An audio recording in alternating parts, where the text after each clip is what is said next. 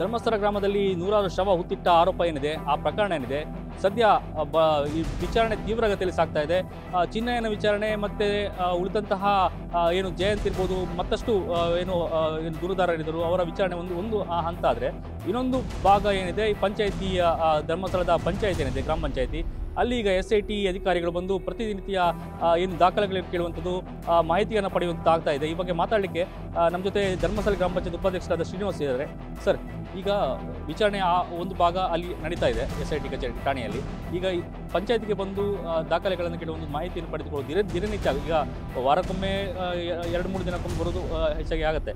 So ಈಗ ಪ್ರತಿನಿತ್ಯ ಬರುವಂಥದ್ದು ಏನು ಕೇಳ್ತಾ ಇದ್ದಾರೆ, ಏನು ಸಂಶಯ ಇದೆ ಅನ್ನೋದು? ಮುಖ್ಯವಾಗಿ ತನಿಖೆಗಳಲ್ಲಿ 2 ಭಾಗ. ಒಂದು ಸಾಂದರ್ಭಿಕವಾದಂಥ ಉತ್ಖನನ ಇರ್ಬೋದು, ಅದಕ್ಕೆ ಬೇಕಾದಂಥ ಏನು ಆರೋಪಿಗಳಿದ್ದಾರೆ ಅವರ ತನಿಖೆಗಳು, ಅವರ ಹೇಳಿಕೆಗಳನ್ನು ಪಡೆಯುವಂಥದ್ದು ಒಂದು ಭಾಗ. ಆದರೆ ದಾಖಲೆಗಳ ಪರಿಶೀಲನೆಯು ಕೂಡ ಮುಖ್ಯವಾದ ಭಾಗ. ಯಾಕಂದರೆ ದಾಖಲೆಗಳು ಮಾತ್ರ ಸಾಕ್ಷಿಯಾಗಿ ಮುಂದಿನ ಈ ಒಂದು ಪ್ರಕರಣಗಳಲ್ಲಿ ಬಹಳ ಗಟ್ಟಿತನವನ್ನು ಪಡೀಲಿಕ್ಕಿದೆ.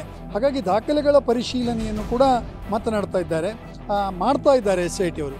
ದಾಖಲೆಗಳ ಪರಿಶೀಲನೆಯಲ್ಲಿ 2-3 ಹಂತವಾಗಿ, ಪ್ರಾರಂಭದ ದಿನದಲ್ಲಿ ಏನು ದೂರುದಾರ ಅವನ ಕೆಲಸ ಮಾಡಿದ ಅವಧಿಯನ್ನು 1992ರಿಂದ 2014 ಅಂತ ಏನು ಕೊಟ್ಟಿದ್ರೋ ಆ ಅವಧಿಯಲ್ಲಿ ಮಾತ್ರ ತನಿಖೆಗಳಿತ್ತು. ಆದರೆ ಅದಾದ ಮೇಲೆ ಏನಾಗಿದೆ ಅಂತ ಹೇಳಿದರೆ, ಅದನ್ನು ಪರಿಪೂರ್ಣ 87ರಿಂದ ಏನು ಪಂಚಾಯತ್ ರಾಜ್ಯ ಪ್ರಾರಂಭವಾಯಿತು, ಅಲ್ಲಿಂದ 2025ರವರೆಗಿನ ಎಲ್ಲ ಅನಾಥ ಶವಗಳ UDRಗಳು, ಸ್ಥಳ ಪ್ರದೇಶಗಳು, ಅದಕ್ಕೆ ಸಂಬಂಧಪಟ್ಟಂಥ ಎಲ್ಲ ದಾಖಲೆಗಳನ್ನು ಕೂಡ ತಗೊಂಡು ಹೋಗ್ತಾ ಇದ್ದಾರೆ. ಇದರ ಮಧ್ಯದಲ್ಲಿ ದಿನವೊಂದಕ್ಕೆ ಕೆಲವು ದೂರುದಾರರು ಹೊಸ ವಿಚಾರವಾಗಿ ದೂರು ಕೊಟ್ಟಾಗ ಅದಕ್ಕೆ ಪೂರಕವಾಗಿ ಏನಾದರೂ ಗ್ರಾಮ ಪಂಚಾಯತಿನಿಂದ ದಾಖಲೆಗಳು ಬೇಕಾದಾಗ ಬಂದು ಮಾಹಿತಿಯನ್ನು ಸಂಗ್ರಹ ಮಾಡುವಂಥದ್ದು ಮತ್ತು ದಾಖಲೆಗಳನ್ನು ಕೇಳುವಂಥದ್ದನ್ನು ಮಾಡ್ತಾ ಇದ್ದಾರೆ. ದಿನನಿತ್ಯ ಅಂತಲ್ಲ, ಏನಾದರೂ ಸಣ್ಣ ಸಂದೇಹ ಬಂದರೂ ಕೂಡ ಇವತ್ತವರ ಆ ಪ್ರಕರಣಕ್ಕೆ ಸಂಬಂಧಪಟ್ಟ ಆಧಾರವಾಗಿರುವಂಥದ್ದು ಗ್ರಾಮ ಪಂಚಾಯತಿನ ದಾಖಲೆಗಳು. ಹಾಗಾಗಿ ಅದರ ಸಹಾಯವನ್ನು ಗ್ರಾಮ ಪಂಚಾಯತಿನ ತಂಡ ಪಡಿತಾ ಇದೆ. ಪಂಚಾಯತ್ ಅವರು ಹೋಗಿದ್ರು ಒಂದಿನ, ಮತ್ತು ಈಗ ಏನು ಕೇಳಿದ್ರು ಅಂತೇಳಿ, ಏನು ಮಾಹಿತಿ ಕೇಳಿ, ಯಾವ ಸಂಶಯದ ಮೇಲೆ ಏನು ಪ್ರಶ್ನೆನ ಕೇಳಿದ್ರು ಅಂತೇಳಿ? ಪ್ರಾರಂಭವಾಗಿ UDRಗಳ ಬಗ್ಗೆ ಕೇಳಿದ್ದಾರೆ.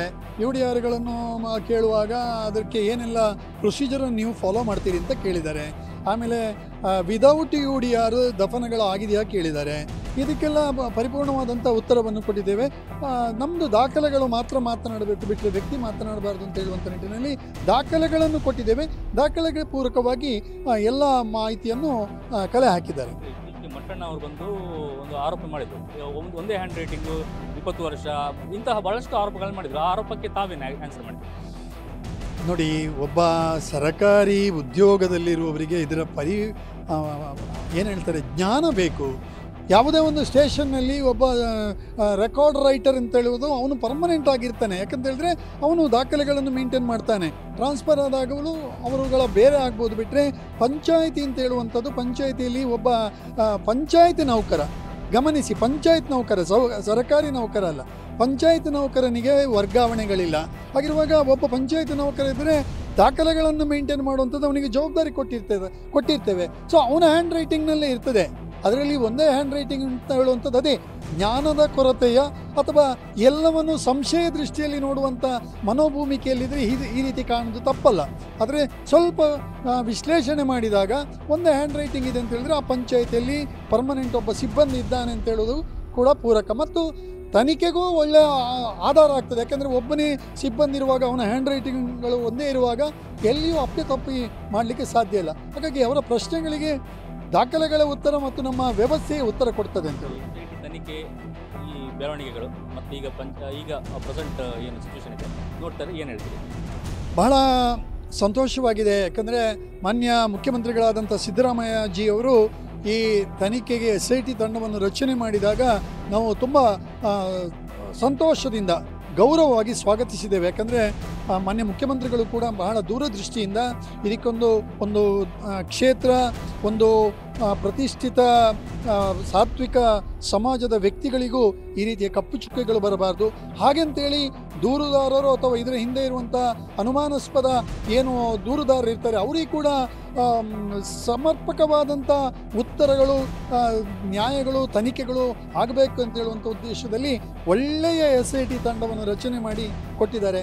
SIT ತಂಡ ಬಹಳ ಪಾರದರ್ಶಕವಾಗಿ, ಬಹಳ ಕರಾರುವಕ್ಕಾಗಿ, ಬಹಳ ವಿನಮ್ರವಾಗಿ, ಬಹಳ ಸಹನೆಯಿಂದ ಈ ಎಲ್ಲ ಪರಿಶೀಲನೆಗಳನ್ನು, ತನಿಖೆಗಳನ್ನು ಮಾಡ್ತಾ ಇದ್ದಾರೆ. ಹಾಗಾಗಿ ಸತ್ಯದ ಅನಾವರಣದ ದಿನ ಹತ್ತಿರದಲ್ಲೇ ಇದೆ. ನಾವು ಖಂಡಿತವಾಗಿ ಸ್ವಾಗತಿಸ್ತಿದ್ದೇವೆ.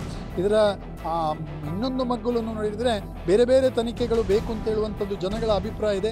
ಅದು ಕೂಡ ಸರ್ಕಾರವೇ ಯೋಚನೆ ಮಾಡಿಕೊಂಡು ಇಡೀ ಪ್ರಜಾಪ್ರಭುತ್ವ ವ್ಯವಸ್ಥೆಯ ಹಂತ ಹಂತದ ಅಧಿಕಾರಿಗಳು ಅಥವಾ ಸರ್ಕಾರಗಳು ಅಥವಾ ವ್ಯವಸ್ಥೆಗಳು ಅದರ ತೀರ್ಮಾನವನ್ನು ತಗೊಳ್ಳಿ ಅಂತ ಹೇಳುವಂಥದ್ದು ಆಶಯ. ಹಾಗಾಗಿ ಎಲ್ಲವನ್ನು ಸ್ವಾಗತಿಸ್ತಿದ್ದೇವೆ. ಈ ಆರೋಪ ಮಾಡಬೇಕಾದ್ರೆ ನಾವು ಕ್ಷೇತ್ರಕ್ಕೆ ಏನು ಆರೋಪ ಮಾಡಿ ಕ್ಷೇತ್ರದ ಮೇಲೆ ಅಪಚಾರ ಮಾಡ್ತಿಲ್ಲ ಅಂತ ಹೇಳುವಂಥದ್ದು, ಇನ್ನಷ್ಟು ಮಂದಿ ಹೇಳುವಂಥದ್ದು ಇಡೀ ಗ್ರಾಮ ಕ್ಷೇತ್ರ ಅಂದರೆ ಇಡೀ ಗ್ರಾಮ ಅನ್ನೋದು. ಈ ಪಂಚಾಯತಿ ಉಪಾಧ್ಯಕ್ಷರಾಗಿ ತಾವು ಯಾವ ಥರ ದೃಷ್ಟಿಯಲ್ಲಿ ನೋಡ್ತೀವಿ?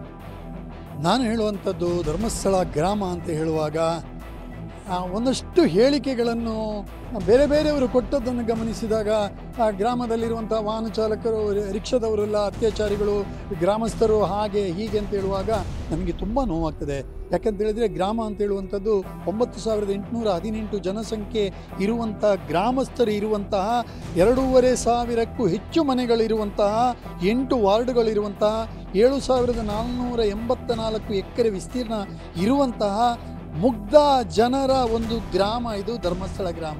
ಅದರಲ್ಲಿ ಧರ್ಮಸ್ಥಳ ದೇವಸ್ಥಾನದ ಸೀಮಿತವಾದಂಥ ವಿಷಯವನ್ನು ತಗೊಂಡು ಊಹಾಪೋಹಗಳಿಂದ, ಕಪೋಲ ಕಲ್ಪಿತವಾದಂಥ ಅಭಿಪ್ರಾಯಗಳಿಂದ ಈ ರೀತಿಯ ಮಾತುಗಳನ್ನು ಹೇಳುವುದು ಸರಿಯಲ್ಲ. ಎಲ್ಲವನ್ನೂ ಸತ್ಯಶೋಧನೆ ಆಗಬೇಕು, ಸ್ವಲ್ಪ ವಿಮರ್ಶಾತ್ಮಕವಾಗಿರಬೇಕು. ಶಬ್ದಗಳ ಕಠಿಣತೆಗಿಂತ ವಿಚಾರಗಳ ಕಠಿಣತೆ ಇದ್ದರೆ ತುಂಬ ಖುಷಿ. ಯಾಕಂದರೆ ಶಬ್ದಗಳಲ್ಲಿ ಒಬ್ಬ ವ್ಯಕ್ತಿಯ, ಒಂದು ಕ್ಷೇತ್ರದ ಒಂದು ನಂಬಿಕೆಯ ಹನನವನ್ನು ಮಾಡಬಾರ್ದು ಅಂತ ಹೇಳುವಂಥ ಒಂದು ಆಶಯದೊಂದಿಗೆ ಧರ್ಮಸ್ಥಳ ಗ್ರಾಮದವರು ನಾವೆಲ್ಲ ಸಂತೋಷವಾಗಿದ್ದೇವೆ. ಸತ್ಯ ಅನಾವರಣ ಆಗ್ತದೆ. ನಾವು ನಿರ್ದೋಷಿಗಳು ಅಂತ ಹೇಳುವಂಥದ್ದು ಸರ್ಕಾರವೇ ಹೇಳುವಂಥ ದಿನಗಳು ಕೂಡ ಸನ್ನಿಹಿತ ಆಗ್ತದೆ ಅಂತ ಹೇಳುವಂಥ ಅಭಿಪ್ರಾಯದೊಂದಿಗೆ ಧನ್ಯವಾದ. ಇದು ಪಂಚಾಯತ್ ಉಪಾಧ್ಯಕ್ಷರ ಮಾತು. ಸತ್ಯ ಅನಾವರಣ ಆಗುತ್ತೆ ಅನ್ನುವಂಥ ಮಾತನ್ನು ಉಪಾಧ್ಯಕ್ಷರಾದ ಶ್ರೀನಿವಾಸ್ ಅವರು ಹೇಳಿರುವಂಥದ್ದು. Parikshit Shet, news first, Dharmasthala. News first, ನಿರ್ಭೀತಿಯಿಂದ ನಿಮ್ಮ ಪರವಾಗಿ.